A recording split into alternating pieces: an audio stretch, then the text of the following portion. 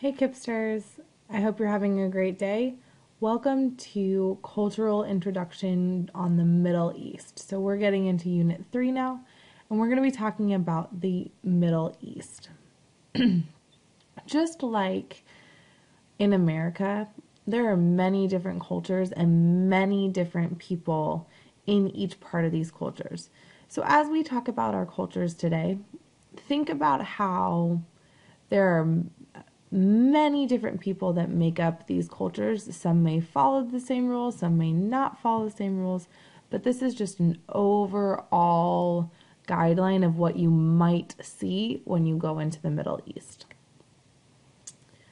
So in your thought bubbles, looking at your notes, we have 3 different people groups that we're going to talk about throughout our time looking at the Middle East. We have the Arabs, which have lots of different people groups in them. We have the Jews, which also have lots of different groups. And we have the Kurds. So Arabs, Jews, and Kurds. These are going to be the 3 main people groups that we look at, but there are several different other groups all around the Middle East that you might hear about. There's also 2 types of government that kind of take over the Middle East at this time. The first type of government is a dictatorship or an unlimited government. If you remember, a dictatorship is when the government has all the power, or one person has all of the power and he's dictating what's happening in the country. Our second type of government is democracy. So some of the countries have adopted a democracy, and this is our limited government, where the government doesn't have all the power and the people have the right to vote.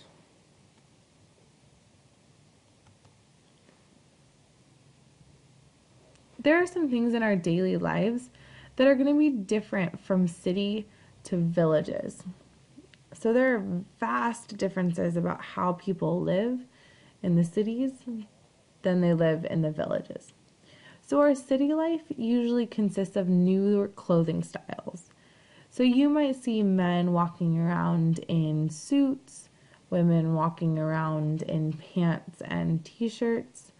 They might still have some of the traditional head dresses, but they're wearing some newer clothing styles.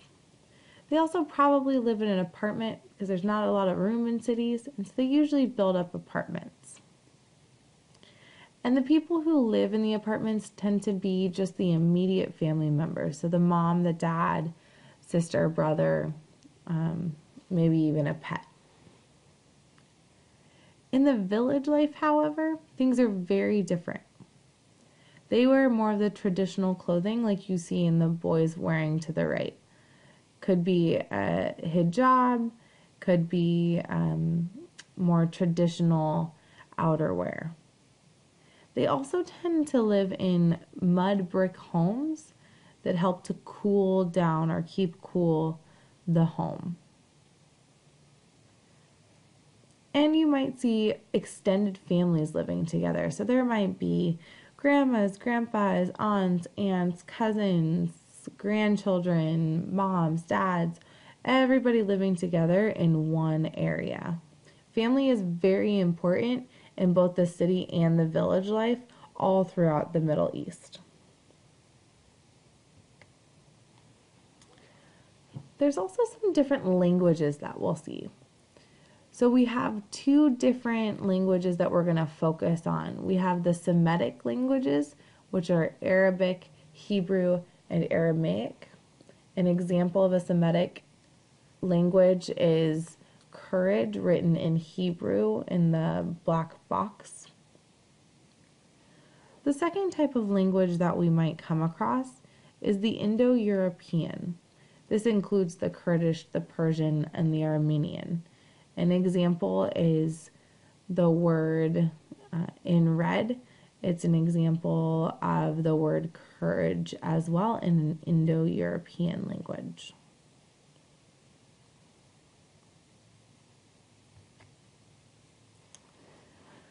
Another thing that we see is religions. So, religions, culture, people groups, they all have a huge influence on everything that is happening in the Middle East today. So, the three main religions that exist together in the Middle East are Judaism, Christianity, and Islam. And Islam has two different types that really impact the world. One is the Sunni, and the second is the Shia or the Shiite.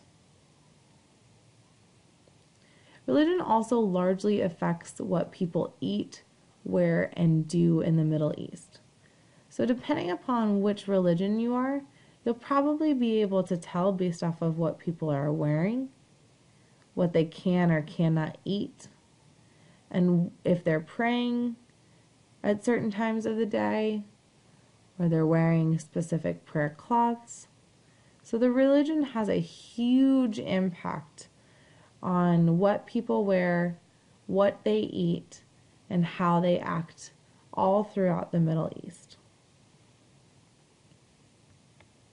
That's all for today, Kipsters. Make sure that if you finish early, you finish up the Beyond Z work, and have a great day.